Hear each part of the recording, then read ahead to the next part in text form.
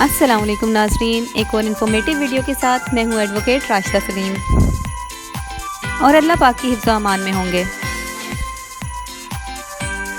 محمدن law کا section 314 delegation of parts to divorce اور مسلم فیملی لاء کا سیکشن 8 ہے dissolution of marriage other than طلاق۔ جو طلاق دینے کا اختیار ہے وہ مرد کے پاس ہے، لیکن وہ یہ اختیار خاتون کو یعنی اپنی بیوی کو یا کسی تھرڈ پارٹی کو دے سکتا ہے۔ لیکن اس کا یہ مطلب نہیں ہے کہ اگر مرد نے اپنا یہ رائٹ اپنی وائف کو دے دیا ہے یا کسی تھرڈ پارٹی کو دے دیا ہے تو اس کے پاس سے طلاق کا اختیار ختم ہو جائے گا یا طلاق کا حق ختم ہو جائے گا۔ چاہے مرد اپنا طلاق دینے کا حق خاتون کو دے بھی دے، تب بھی اس کے پاس یہ رائٹ رہتا ہے کہ وہ جب چاہے اپنی بیوی کو طلاق دے سکتا ہے۔ اگر ہم اسلام کا مطالعہ کریں تو ہمیں ایسی مثالیں تو ملتی ہیں جن میں خاتون خلا لے سکتی ہے، علیحدگی اختیار کر سکتی ہے، اپنی عائلی زندگی کو، اپنی ازدواجی زندگی کو کوئٹ کر سکتی ہے تھرو خلا۔ لیکن جس رائٹ کی آج ہم بات کریں گے اس کے بارے میں بہت کم مثالیں ملتی ہیں۔ اسی طرح اگر قانون کی بات کریں اور کورٹس کا رخ کریں تو وہاں بھی ہمیں خلا کے کیسز تو بے شمار نظر آتے ہیں، یہاں تک کہ عدالتیں خلا کے کیسز سے بھری پڑی ہیں، لیکن وہاں بھی ہمیں ایسے کیسز شاذ و نادر ہی دیکھنے کو ملتے ہیں کہ عورت نے اپنا طلاق کا حق استعمال کیا اور اس کی وجہ سے دعویٰ دائر کیا گیا ہے۔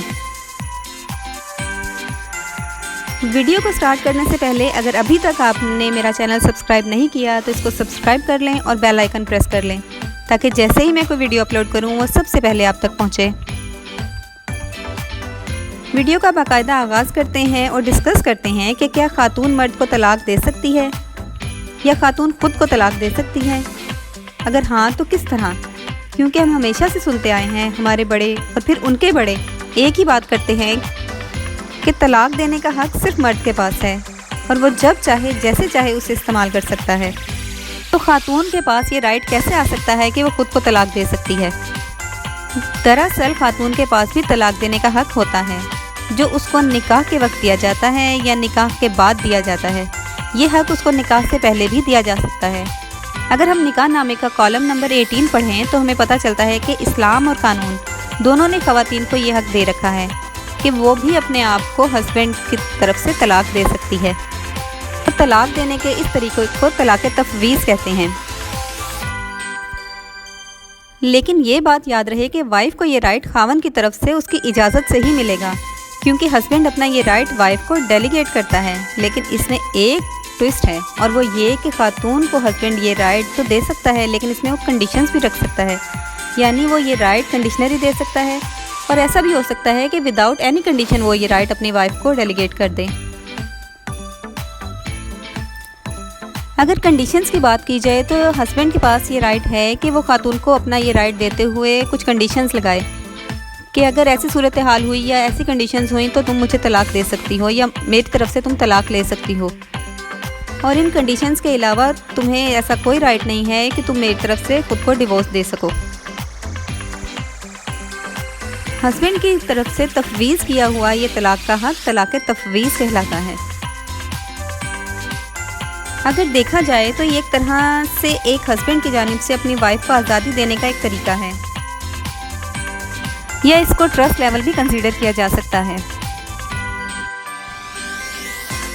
اور اس حق کے ملنے کے بعد اب خاتون پر ایک بہت بھاری ذمہ داری عائد ہو جاتی ہے کہ وہ اپنے اس حق کو سوچ سمجھ کر استعمال کرے، کیونکہ جہاں یہ حق اس کو بہت مضبوط کر دیتا ہے وہیں اس کا غلط استعمال اس کو انتہائی کمزور بھی بنا سکتا ہے۔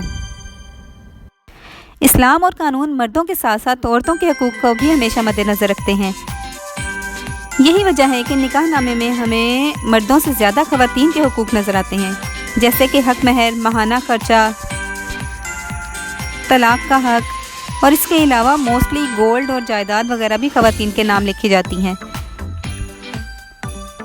یہ سب خواتین کے حقوق کو مد نظر رکھتے ہوئے ان کی فلاح کے لیے ہی کیا گیا ہے۔ لیکن طلاق دیتے وقت یا علیحدگی اختیار کرتے وقت یہ سب باتیں بہت پیچھے رہ جاتی ہیں۔ اس وقت صرف اتنا یاد ہوتا ہے کہ سامنے والے نے آپ کے ساتھ کیا رویہ رکھا، اس کا سلوک آپ کے ساتھ کیسا رہا، آپ کی کون سی ضروریات پوری ہوئیں، کون سی نہیں ہوئیں۔ ہسبینڈ نے خاتون کے حقوق پورے نہیں کیے اور ہسبینڈ کہتا ہے کہ وائف نے اس کے فرائض ادا نہیں کیے۔ اگر یہ سب گلے شکوے دلوں میں رکھنے کی بجائے صرف ایک بات دماغ میں رکھ لی جائے کہ معاف کرنے والے کا درجہ ہمیشہ بلند ہوتا ہے، درگزر سے معاملات ہمیشہ بگاڑ سے بچ جاتے ہیں، تو یقین کریں کہ طلاق جیسے معاملات کبھی بھی سامنے نہ آئیں۔ طلاق تفویض کے بارے میں تو آپ کو کلیئر ہو گیا ہوگا کہ ہسبینڈ کی طرف سے ڈیلیگیٹڈ ایک رائٹ ہے جو کہ خاتون کو دیا جاتا ہے، اور یہ رائٹ بعض علماء کرام کی نظر میں نکاح ہوتے وقت دیا جا سکتا ہے یا نکاح کے بعد دیا جا سکتا ہے، اس سے پہلے یہ رائٹ نہیں دیا جا سکتا، کیونکہ یہ رائٹ طلاق کا ہے، اور طلاق اس صورت میں ہوتی ہے جب نکاح ہو جائے یا شادی ہو جائے، تو شادی اور نکاح کے بعد ہی یہ رائٹ دیا جا سکتا ہے، اس سے پہلے نہیں دیا جا سکتا۔ لیکن اس میں ایک اور رائے بھی ہے، بعض علماء کرام یہ مانتے ہیں کہ نکاح سے پہلے بھی یہ رائٹ دیا جا سکتا ہے، اس لیے اس رائٹ کو تفویض کرتے وقت یا اس کے استعمال سے پہلے مفتی صاحبان سے پوچھ لینا بہت ضروری ہے۔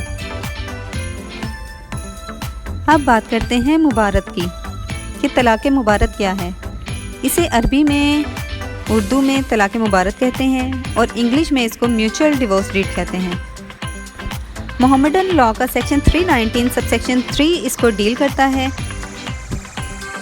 ہسبینڈ اور وائف کے درمیان نفرت اور ناپسندیدگی پیدا ہو جاتی ہے، اور ان کو ایسا لگتا ہے کہ وہ ایک ساتھ نہیں رہ سکتے، تو ایسی صورت میں وہ باہمی رضامندی سے ڈیورس کی طرف آ سکتے ہیں۔ جیسے کہ اس کے نام سے ہی ظاہر ہے کہ میوچل ڈیورس ڈیڈ ہے یہ، اور اس میں جو بھی ہوگا وہ میوچل انڈرسٹینڈنگ سے ہی ہوگا، یعنی جو بھی ڈیڈ کنسیڈر کی جائے گی، جو بھی ڈیڈ بنے گی وہ میوچل انڈرسٹینڈنگ سے ہی بنے گی، اور میوچل انڈرسٹینڈنگ سے ہی ڈیورس ایگزیکیوٹ ہوگی۔ یعنی اس میں دونوں کی رضامندی ہے کہ وہ ایک ساتھ نہیں رہنا چاہتے۔ یہاں ایک چیز کلیئر کرتی چلوں کہ جو ڈیورس ہوتی ہے وہ ہسبینڈ کی طرف سے دی جاتی ہے وائف کو، یعنی اس میں بیوی مانے یا نہ مانے طلاق ہو جاتی ہے، اور جو خلا ہے اس میں ہسبینڈ مانے یا نہ مانے بیوی کورٹ کے تھرو سیپریشن لے سکتی ہے۔ جو طلاق تفویض ہے اس میں خاوند خود ہی یہ رائٹ خاتون کو دیتا ہے کہ وہ میری طرف سے خود کو طلاق دے سکتی ہے۔ لیکن جو طلاق مبارت ہے اس میں جب تک دونوں پارٹیز کی رضامندی نہیں ہوگی طلاق نہیں ہو سکتی۔ طلاق مبارت کی صورت میں کچھ ایڈیشنل چیزیں ہیں۔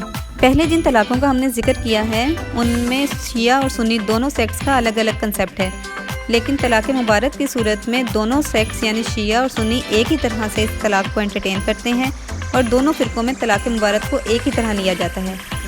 ان دونوں فرقوں میں طلاق مبارت جو ہے وہ irrevocable ہے، یعنی اسے ختم نہیں کیا جا سکتا۔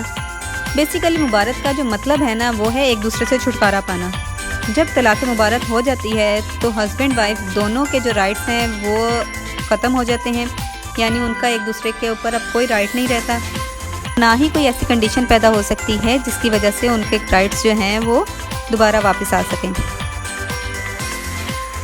اس کے علاوہ اس طریقہ طلاق میں تمام معاملات جو ہیں وہ سنگل سیٹنگ میں ہی ڈیسائیڈ ہو جاتے ہیں، یعنی ایک ہی بار میں تینوں طلاقیں دے دی جاتی ہیں۔ مینٹیننس کا معاملہ بھی اسی ایک سیٹنگ میں سیٹل ڈاؤن ہو جاتا ہے، بچوں کی کسٹڈی، ان کی مینٹیننس وغیرہ سب کچھ جو ہے وہ ایک ہی ڈیڈ میں لکھا جاتا ہے۔ پھر اس کے بعد دونوں پارٹیز اس ڈیڈ کے اوپر سگنیچر کرتی ہیں اور طلاق ایگزیکیوٹ ہو جاتی ہے۔ اور پروسیجر پھر اس کا وہی ہے جو پہلے فالو کیا تھا باقی طلاقوں میں، کہ یو سی کے نوٹس میں یہ بات دینی ہوتی ہے کہ ہم نے طلاق دے دی ہے، اور پھر یو سی جو ہے وہ ایک طلاق کا سرٹیفکیٹ جاری کر دیتی ہے۔ زندگی میں جتنا ممکن ہو سکے غلط فہمیوں سے بچنے کی کوشش کریں، کیونکہ ایک چھوٹی سی غلط فہمی آپ کی زندگی کو تباہ کر کے رکھ سکتی ہے۔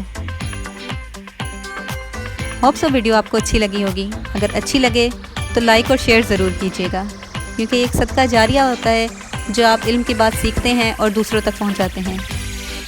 Thank you for watching my video. اللہ حافظ۔